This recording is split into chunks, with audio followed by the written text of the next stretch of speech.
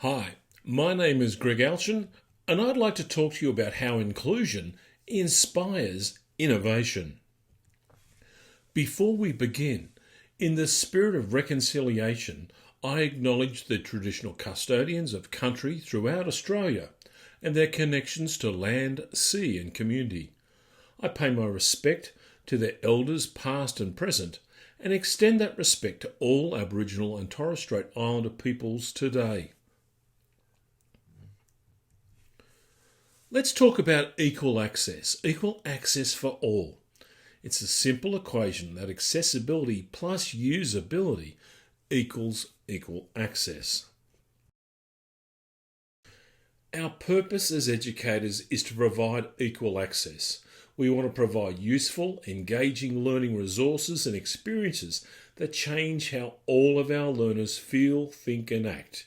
If we do that, they can all engage and they can all grow. Equal access means that those learning experiences and resources are barrier-free. All learner experiences have to be perceivable by sight, hearing or touch, easy to understand and use, and to be able to be personalised through the device accessibility settings. We're lucky to have such a rich ecosystem provided by Apple to support what we do. Have a look at the inbuilt support that's provided on every device. As Tim Cook says, accessibility is a human right. There are supports for vision, physical and motor, hearing, and also learning and cognition. There's a whole range of resources just available for whatever you need to do to support yourself and your learners. Equal access is also about providing a great user experience. In this case, whether they're a preschool or through your tertiary, it's about how we create accessible content, more usable content to provide that great user experience. Equal access here in Australia is also a professional responsibility. Learners have rights under the UN Convention on the Rights of Persons with Disabilities. Here in Australia, they have a legal right too under our Disability Discrimination Act and the associated disability standards for education. It's also a procurement standard, so when we're buying educational resources, we need to make sure that it's accessible, and also a professional teaching standard under the Australian Institute of Teachers Standards. And we also have, where I am in New South Wales, some directives from our Premier. If we have a spotlight and we look a little bit closer at our teaching standards, we all need to make sure that we can differentiate the teaching to meet the needs of all of our learners, that we've got strategies to support those students, that we use ICT wisely and that we select and use resources wisely, and we can support student participation. We also meet our professional and ethical responsibilities and we comply with legislative and ethical and administrative standards like we've mentioned previously. All of these things require us to provide equal access. Now, equal access is defined. It's an international building code for anything that's digital. So the W3Cs, the World Wide Web Consortium's Web Content Accessibility Guidelines, are recognised as the international standard of what is defined as equal access. So under our Human Rights Commission here in Australia, all of our digital resources must meet WCAG 2 Level AA requirements. Equal access is also multi-platform, just like our learners. So whether you're on your iPhone or your iPad, your MacBooks or on your iMac, it doesn't matter. It's about being multi-platform. The problem we've got is that equal access has been poorly implemented. A lot of it has to do with assumptions that people make. Research has shown that if you are basing on yourself as the average person, about 53% of users will find your work difficult. Only 21% will find that they can work with your resources as you've planned. And sadly, another 25% of people are actually blocked from using those resources. So you spend all those time and energy making those resources, but the poor design decisions you make have actually created barriers. We need to flip that round. Now, these assumptions that we make fail equal access because our assumptions about our audience and our professional requirements, those assumptions limit our design thinking. And our lack of awareness of the available tools, like what you've seen that's in all of your ecosystems and what each of the apps can do, limits our design response.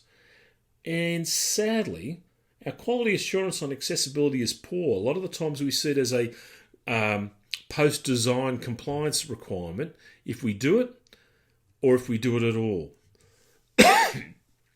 So now let's look at how we can change mindsets. This is where the conversation really starts. What you say and do actually matters. Our mindsets and methods and tools raise or remove the barriers that shape the ability of others to access, participate, contribute, enjoy, and grow. So what we need to do is make sure that we can remove those barriers. Everyone benefits from inclusive design. Think about the curb cuts that many of us walk across.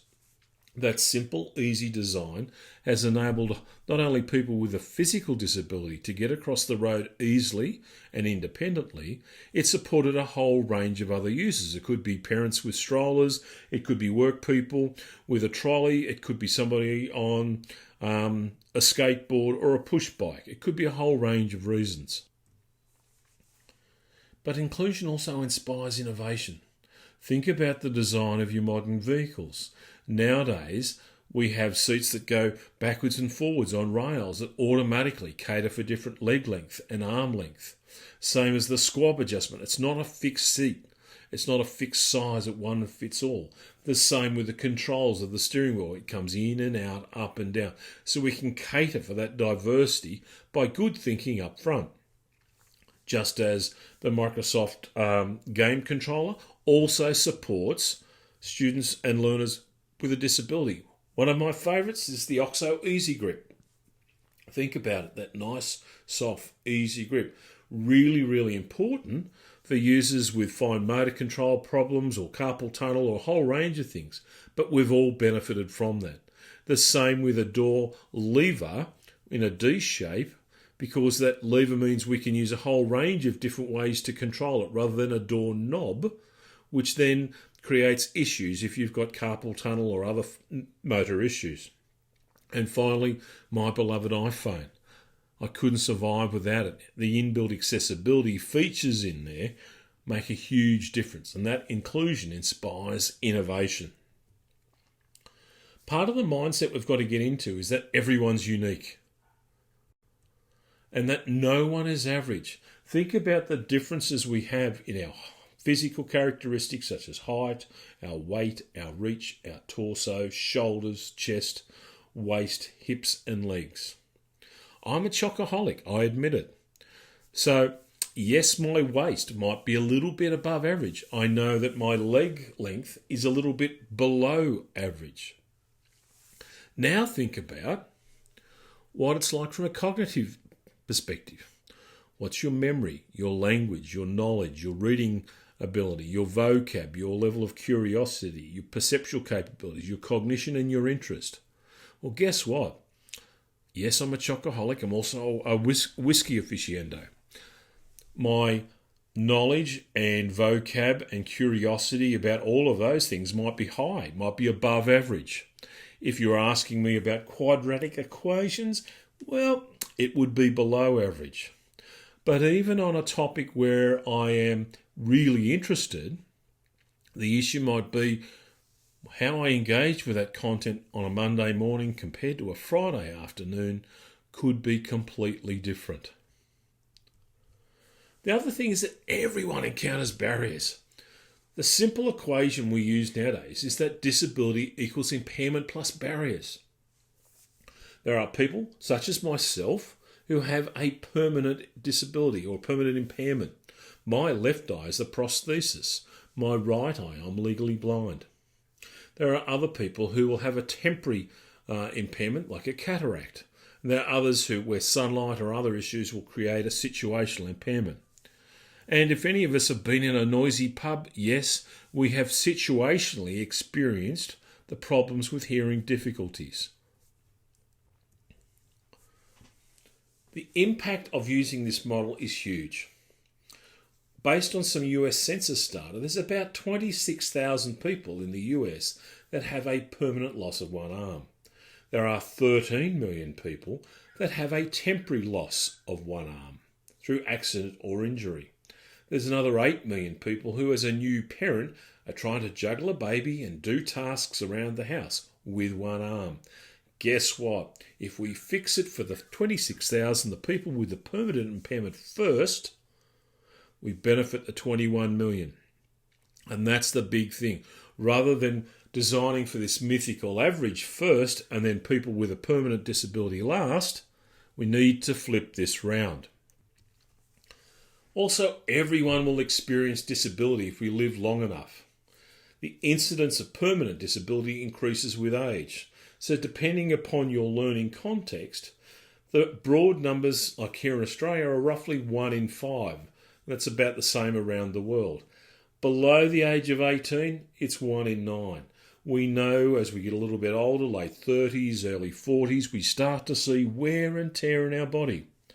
And so by the age of 55, 1 in 3 of us will have some form of permanent impairment. And at the age of 67, which here in Australia is retirement age, 1 in 2 will have some form of permanent impairment. So if we can adjust our mindsets, what's the methods that we should use to change what we do? We need a shared goal. Our shared goal is that everyone will become an expert learner.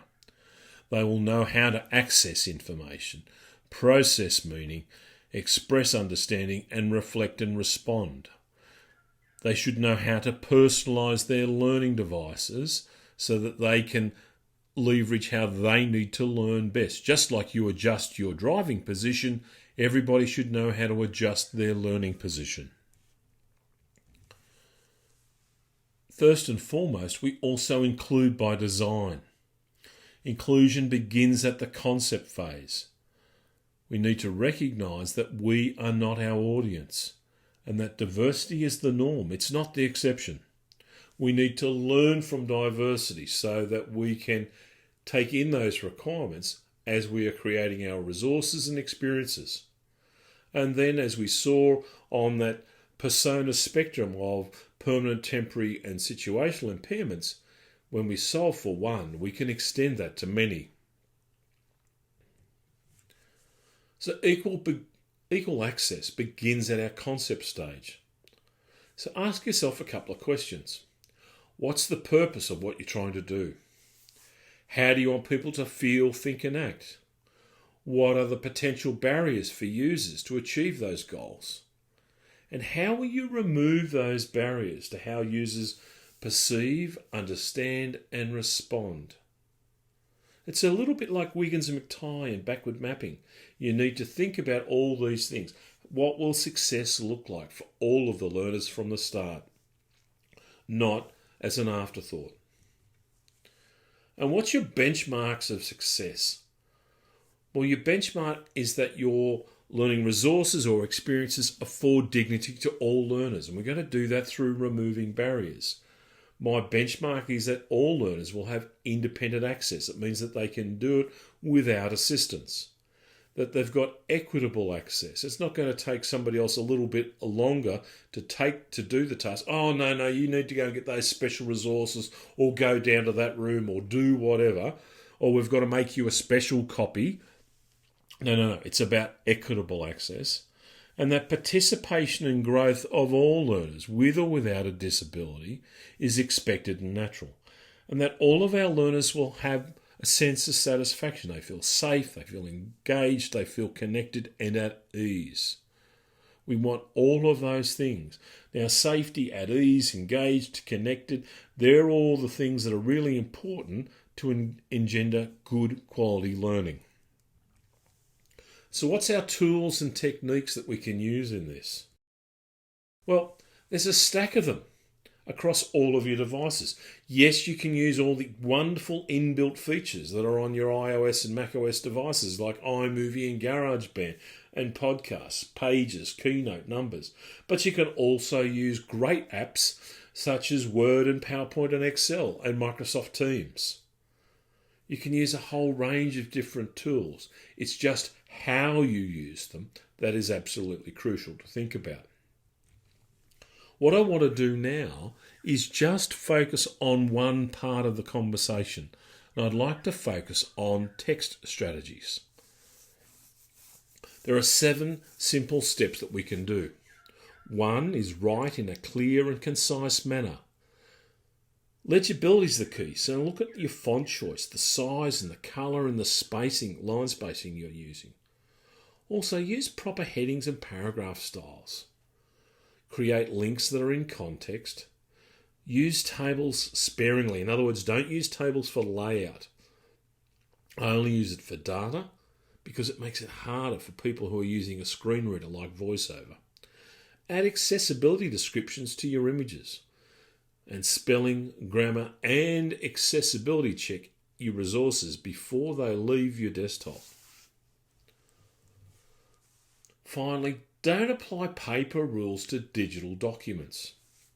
A lot of our design decisions are very, very much based on what were traditional print media styles. Think about when Microsoft Word, as an example, used to just start up with Times New Roman. That was based on the London Times. It was based on a single line spacing. We've got wonderful fonts on our devices such as Avenir and that is really, really easy to read. And you've got Calibri, of course, on your a range of devices if you're using your Microsoft products. If you try and use paper-based design rules, it's very much like the ugly stepsisters in Cinderella trying to put their foot into the small fine glass slipper. It doesn't quite work. And those design decisions create the barriers. So think about writing clearly and with purpose. When you write clearly, it doesn't mean that when you simplify it, it doesn't mean you're dumbing it down. It means that you are writing with clarity. And that takes a little bit more cognitive load on our part. Make sure that you've got a reading age of 12 and no more of that because you want it to be able to be read by everybody, not by some. And where appropriate, supplement that text with graphics to help explain ideas, processes and concepts. Because remember, a picture is worth 1,000 words.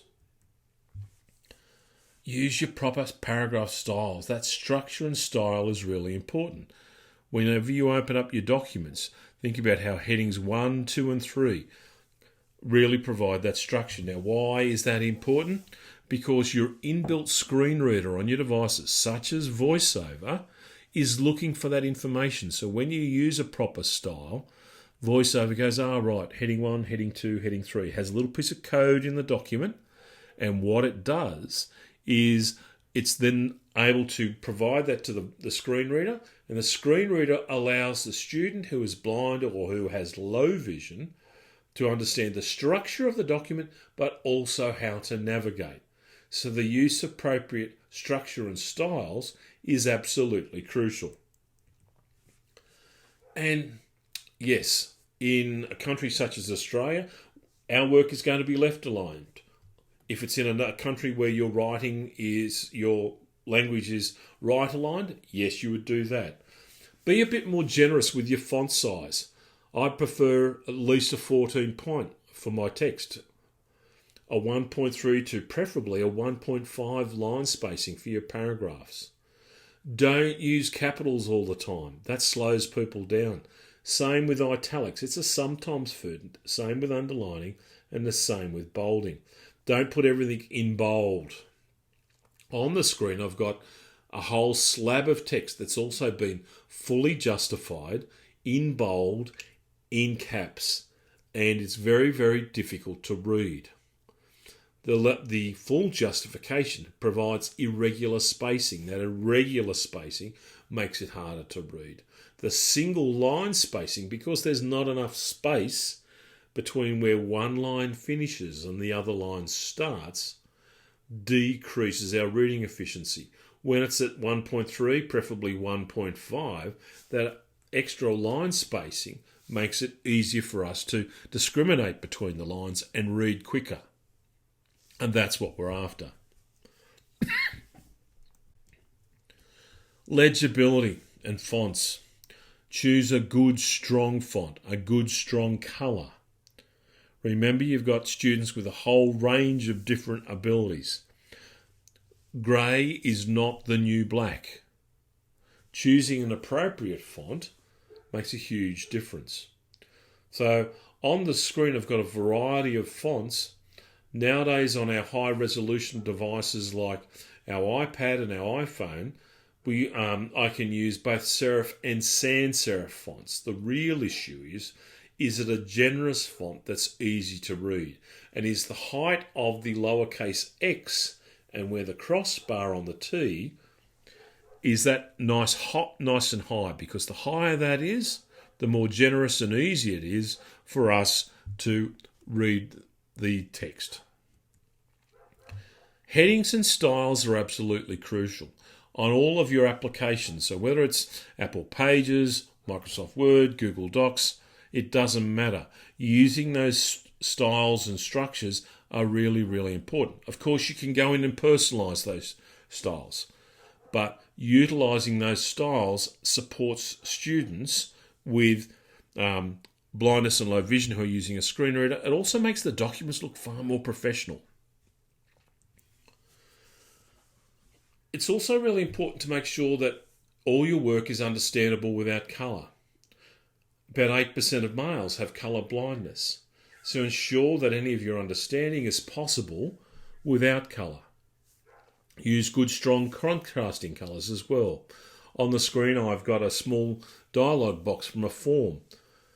It has the correct, in the forms where the person has answered incorrectly, it's got a green line.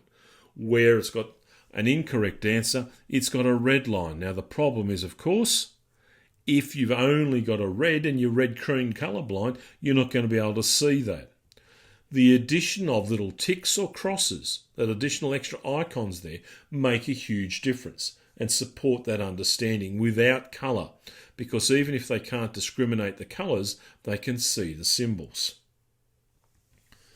Good, strong colour contrast. Now, I could go really techie and say, yes, the World Wide Web Consortium talks about a colour contrast ratio, the difference between your foreground and background colour, of 4.5 to 1 for standard text, or 3 to 1 for bold text or big text. There's a little tool called Colour Contrast Analyzer put out by TPGI. It's free, it's awesome, and it will quickly use the colour pickers to pick up your background and foreground colour to make sure it's good and easy to read. When you're creating hyperlinks, use the underlined styles. Never ever use click here or link to. Can you imagine if you're having the document read to you and you find there are 6 click heres in the document? You go, oh God, what's click here mean? You know, which one am I supposed to be using? It becomes really, really confusing. So what you want to do is put it in context. So if it said download the document now, download the document is your hyperlink, not click here or link to or whatever. In your larger documents, make sure you put a table of contents. All of our different word processing tools have the capability to insert a table of contents. The table of contents, are based on you having used proper heading structures before. When you do that, you're going to improve navigation capability throughout your whole document for everyone, but particularly for students who are using screen readers. And tables. We used to use tables all the time as a page layout tool.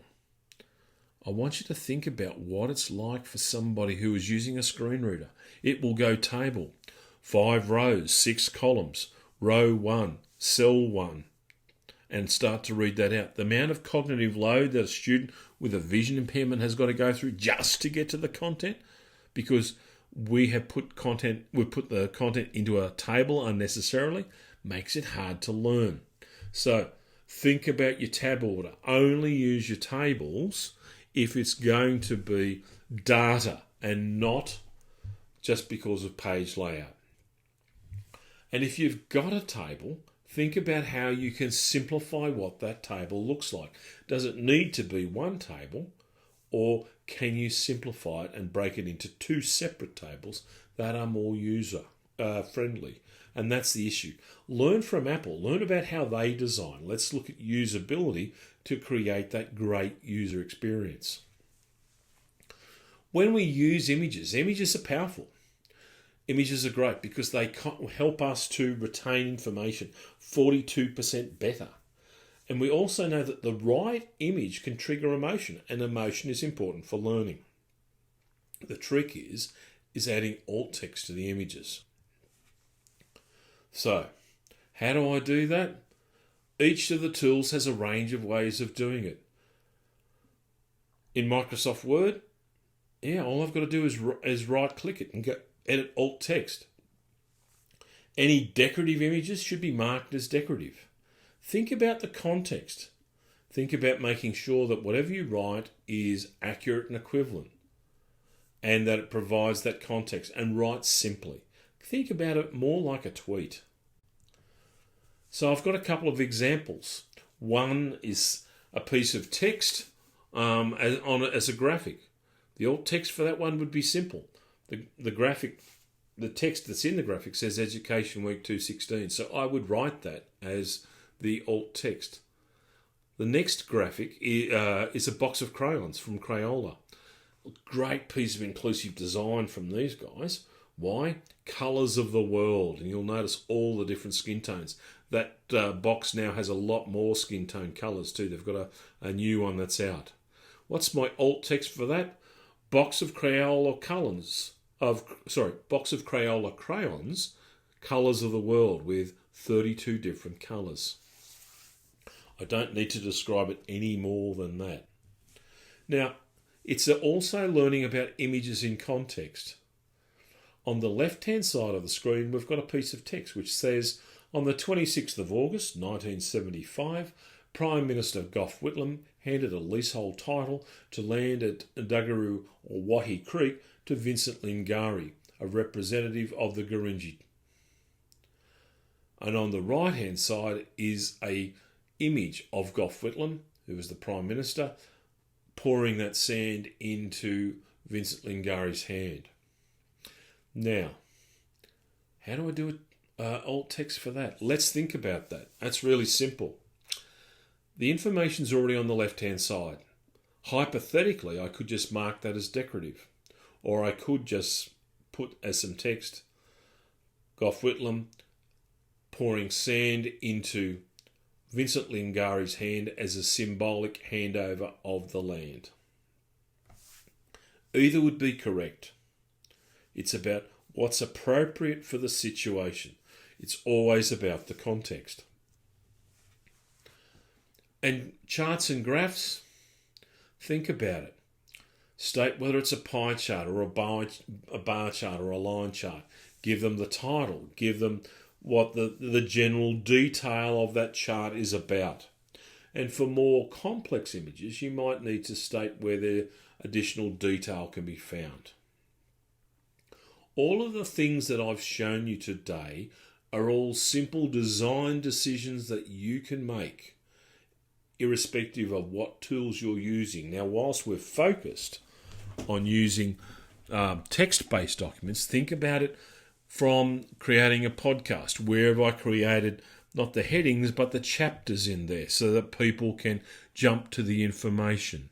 If I'm creating a video, where have I added closed captions into the video? Where have I added audio descriptions? In the end, my rule is that I need to provide equal access. When we do that, everybody benefits. And that's the issue. Inclusion inspires innovation. Thank you kindly.